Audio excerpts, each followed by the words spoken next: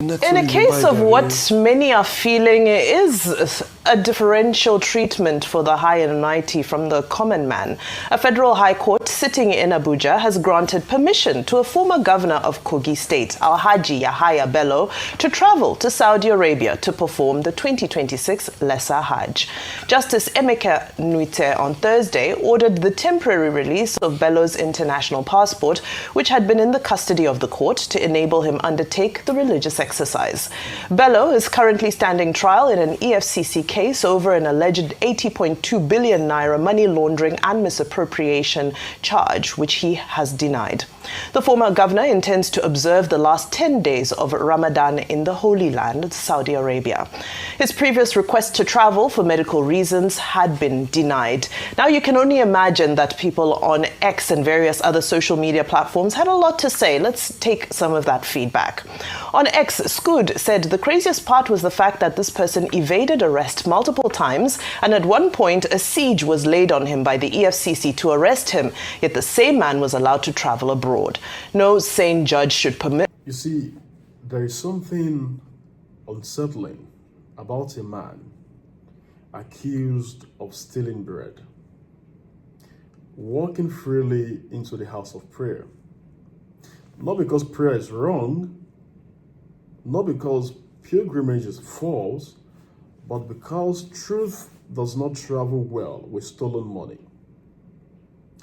In the Nigerian context, we are told of this man, Yahaya Bello, former governor of Kogi State, is facing a serious allegation of taking tens of billions of naira, public money meant for hospitals, for schools, for salaries, for lives. What do we see?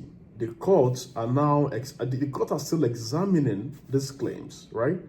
The law has not finished speaking. And yet, while justice in Nigeria is still clearing its truth, permission is granted. A journey is approved. A sacred road is open for Yahaya Bello, Hajj. Yahaya Bello is preparing to go for Hajj. Hajj is one of the pillars of Islam, where you have to go, to the birthplace of Muhammad, right?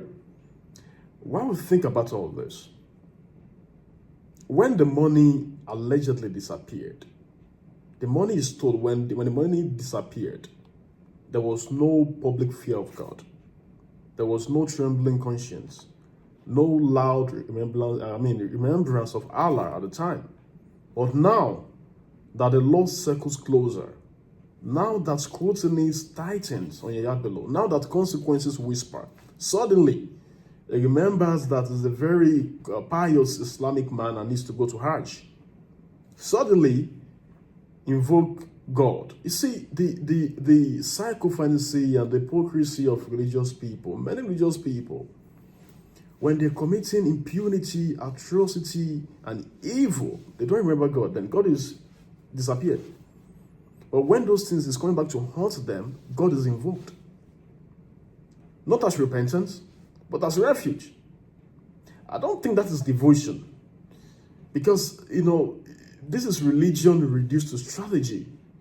This is faith worn like a clock. When power feels cold, then you wear faith up. Now, I want to be precise here. This is not an attack on Islam or an attack on Sharia law, whatever the case is. No. Islam does not teach, I don't think Islam teaches theft. Islam does not sanctify corruption. Islam does not permit stolen wealth to kneel publicly before God. But I believe sternly that true religion, any true religion on earth, demands reckoning before rituals. You return what you stole. You face those you harmed. You answer the call of justice before you answer the call of pilgrimage and God. But this story is bigger than one man. This is a story about a country. Yahaya Bello represents the fruits of the Nigerian society, where power bends and rules break people. A country where the poor run from police and the powerful negotiate with them. You see? A country where the law is loud for the weak and gentle when The connected are the ones involved. And that's where I think very often, quote me wrong, very often, laws, religious laws, very often, are never to favor the poor. Religious laws, be it Sharia law, be it this one. The Sharia law, for example, using Nigeria as a case study, never favored the poor man. But the poor man in Kano steals a cow, they cut his hand off. When the politicians in Nigeria from that same Kano steals 100 billion, they call him Rankadede Alaji. You see? So the hypocrisy in the Nigerian system, where we hide under the umbrella of law and religious law and stuff. You see? So we have a country where, where the law is loud for the weak and very gentle for the connected. But there's a theory, it's called the broken window theory. And it says this: when small crimes go unanswered, they invite bigger ones. When you have a crack on your house window, fix it on time. If not, you get bigger. When rules are bent publicly, order collapse quietly. And in Nigeria, the windows are not just broken, they are missing. So you have a house without a window. And everyone can see through this emptiness. That's why they call us a country of particular concern. And what does this teach young man watching me right now? That integrity is optional. Okay? That crime is survivable if you steal more than enough. That religion can be used to polish guilt. That justice, of course, in Nigeria is patient unless you are, is patient unless you are poor. If you're a poor person in Nigeria, the justice catches up with you on time. But if you are rich, justice is patient. So this is how a nation rots.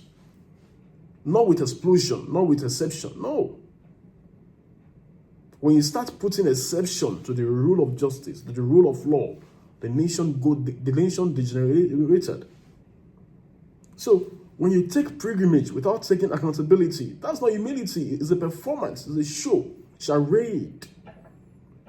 A charlatanic charade.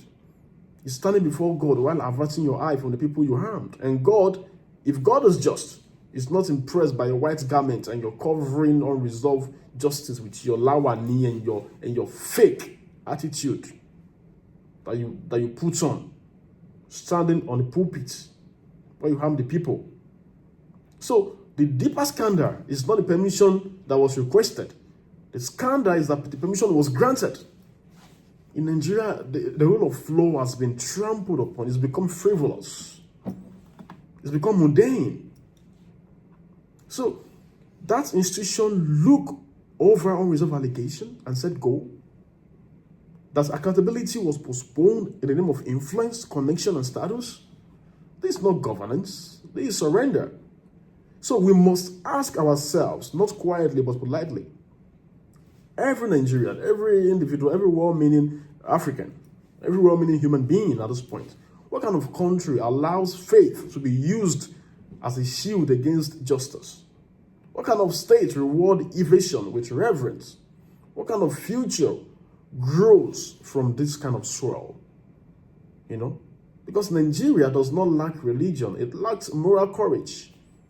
Nigeria is one of the most prayerful countries in the world and still one of the most poorest in the world, where we have the open defecation capital of the world.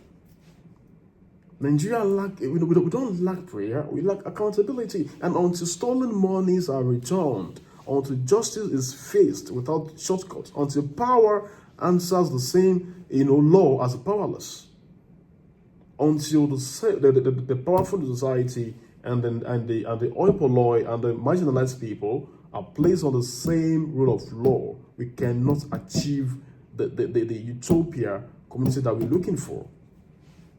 So every pilgrimage taken under impunity is another broken window. You stole money that is meant for the good of the Kogi people, but you're going to Saudi Arabia, a religious fanatic. And eventually, I'll say this very, very clearly, eventually, no house, no matter how sacred, stands when all the windows are gone. Even when the state is mocking God, God can never be mocked. All of us, everybody in this planet, we all reap what we sow.